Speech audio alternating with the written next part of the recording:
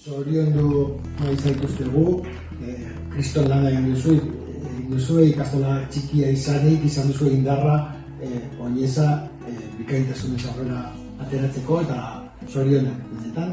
Gure leloa hiru hitzek osatzen duten, euskaraz ez dut pertsonentzat ere errazak diren hitzak dira, ezagunak dira, buruz, bihotzez, oinez.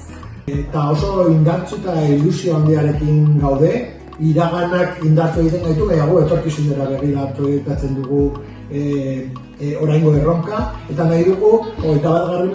mendeko oinez bat aurrera matea, modernoa, aurrerakoia, berrikuntzekin, eta nahi dugu gizartearekin konektatu. Konexio horren bila abiatuko gara ikasturte osoan zehar.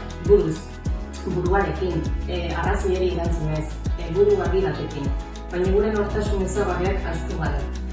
Etorkizunari begira dagoen eredu ekintzaile, pedagogiko, inklusibo eta konprometikoan sinisten dugulako.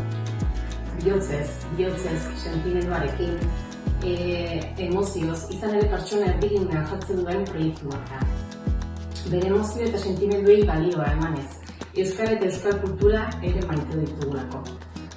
Eta azkenik oinez, mugimenduan aurrera eginez, dinamikoa, herritar mugimendu arduratsua garelako eta izaten jarraitu nahi dugulako. Plurala, modernoa, ekologikoa eta osasuntsua. 15 ikastolak guk gara saioak, gaudenak Nafarroan osoan hedatuak, eta dugu konexioa handiak txikiekin, txikiak handiekin, eta aditzera nahi dugu gure konexio, barne konexio hori, eta horrek duen meritoa eta indarra. Logoa lelotik abiatzen da.